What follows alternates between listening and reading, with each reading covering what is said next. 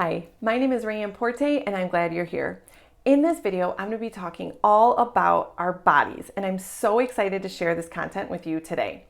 I will be talking about three things. First, the worldly view of our bodies.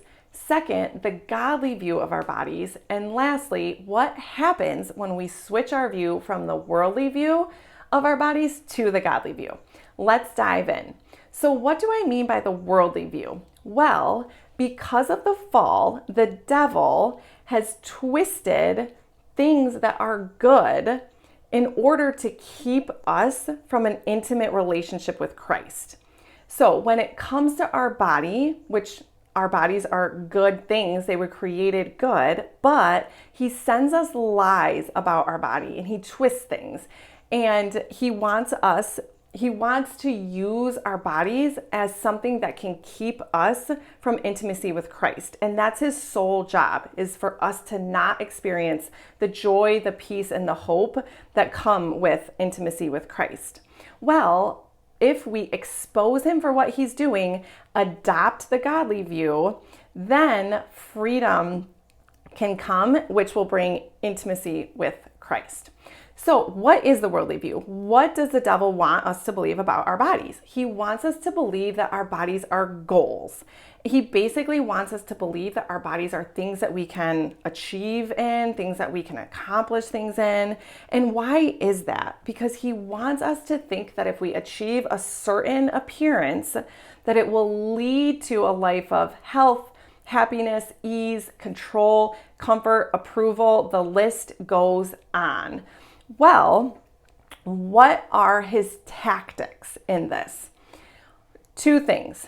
One, if we don't achieve this certain appearance, he heaps shame on us. He basically eggs us on to hate our bodies. So he heaps discouragement on us, like your body is wrong or bad, or your body falls short, your body's not enough, your body is imperfect, your body is terrible.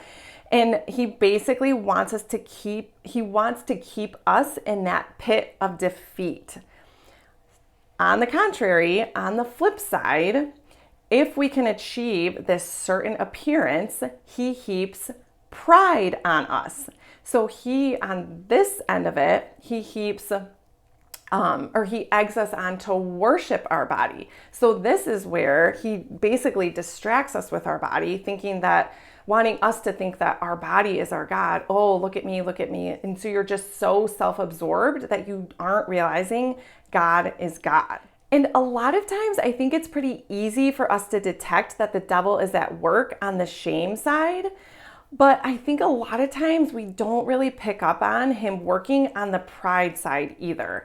And an example of this would be, a lot of times I think we think that the solution to negative body image is positive body image. Well, the solution to negative body image is God. The solution to everything is God. Because if we err too much on the side of positive body image, it leads to worship. It leads us to think that, oh, my body is everything. Me, right? And we don't want to fall into that pit either. There also is a third area. So the devil sometimes wants us to hate our body. Sometimes the devil wants us to worship our body, but there's kind of a third area too. Sometimes the devil wants us to just basically be downright apathetic. So this is a time when a person might realize that, oh, culture wants us to think my body is a goal and I'm bucking that trend. So I basically don't even need to think about my body at all. I don't need to take care of my body. I don't need to value my body. And that's not what God intends either. So if that's the case, if the worldly view is that the devil wants us to think our body is a goal, what is the godly view? The godly view is the exact opposite.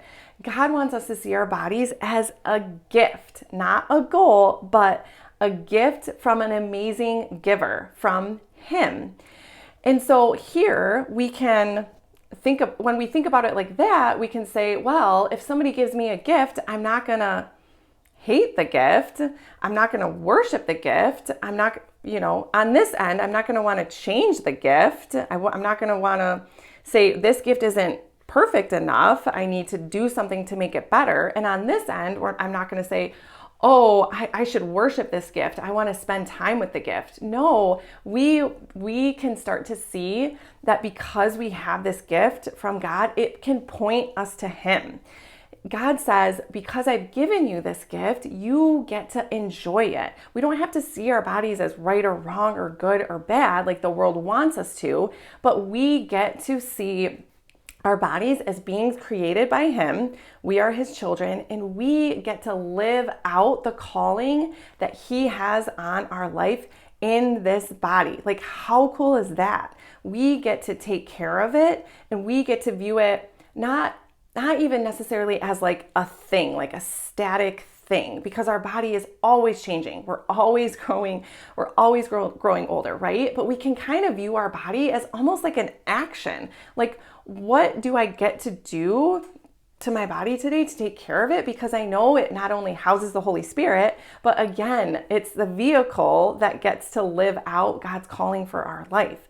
So the caveat in all of this, if you would have told me back in my food and fitness struggles that I should view my body as a gift, I would have laughed in your face.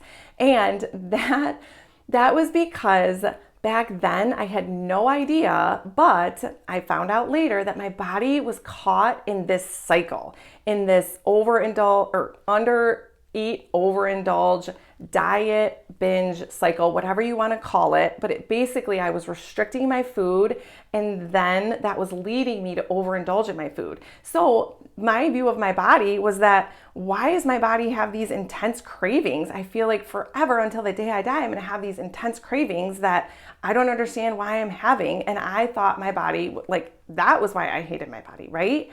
And so once I realized what was happening and God helped me come out of the cycle, I realized that, oh, my body can live in this homeostasis state where, you know, God helped me find my hunger cue, re-find my hunger cue.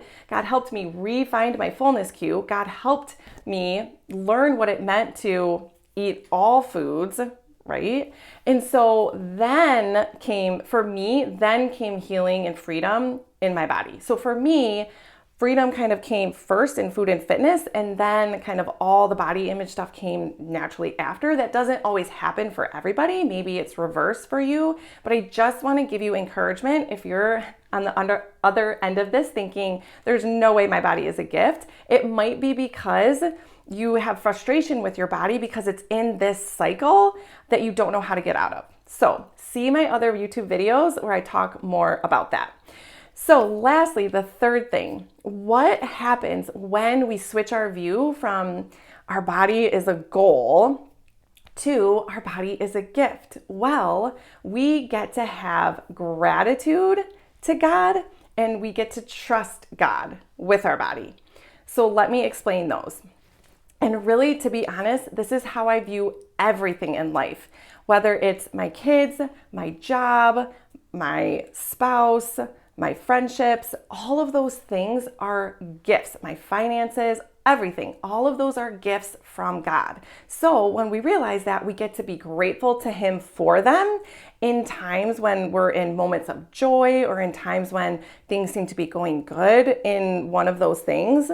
But in moments where we're having a challenging season or a challenging moment, we get to trust God in that.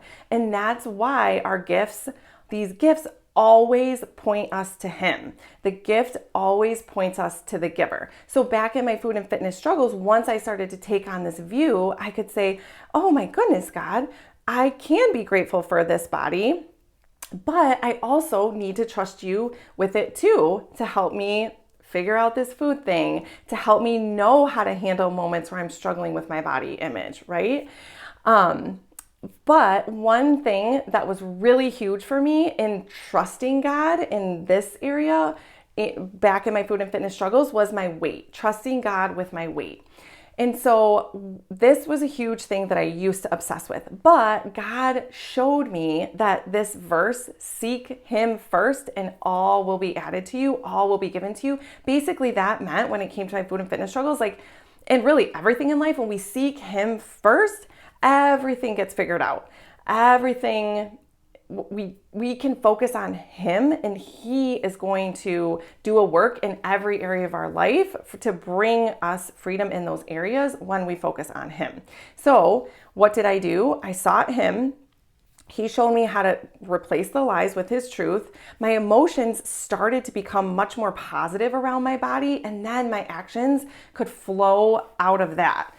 And so basically at the end of the day, I had to trust God, and God was saying to me, Rayanne, if in this journey, if there is weight to be lost, weight will be lost. If there is weight to be gained, weight will be gained. If there is neither, then your weight will stay the same. And that was something that I had to trust him in, knowing that he knows where my body's happy place is, and I trust him with that. And one thing that was also important that I learned was basically that the devil doesn't discriminate. So the devil just doesn't target certain body types or body shapes or body images or body appearances with his lies. So that comes with any lies that he's telling you about any area of your life. He doesn't just send these lies to these people and these lies to these people. It can be anything. So there might be people out there that in their journey find that they gain weight. There might be people out there in their journey that find that they lose weight. And the beautiful thing in all of it is the intimacy with Christ that is gained in the whole entire journey. The very last thing that I'll share with you that was helpful for me was just taking hold of those verses. And anytime I had thoughts that were the devil was trying to come in with bad body image stuff, either way, whether too heavily praising my body or just like slamming my body, I would always repeat the truth. Clothe yourselves with Christ. You are fearfully and wonderfully made. You are his child. All of those things I would ruminate on over and over, and that would feed me in times where I was just really struggling. So the very last thing I will leave you with is just at the end of my food and fitness journey and healing from it, the biggest thing I gained again was that intimacy with Christ. Of course, I was so happy that my relationship with food, fitness, and my body was healed, but it was that intimacy with Christ that was so amazing, and again brought the peace that I had been looking for all along. I was that person the devil was telling me, oh Rayanne, if you just have this certain body type, if you just achieve this, you are going to get all of those things. You will be happy. You will have control over everything. Life is going to be easy. And God was saying, Rayanne, all along you wanted my peace. And here, after your whole entire journey, you found my peace. But how cool is it that you can live on and share your story with other people, that they can have that peace too through this healing of the relationship with food and fitness and their body. I hope you have found this encouraging today. Thanks for tuning in. If you want to talk about your specific journey, I would love to chat with you. Send me a message. Otherwise, I will see you right back here next week. Thanks.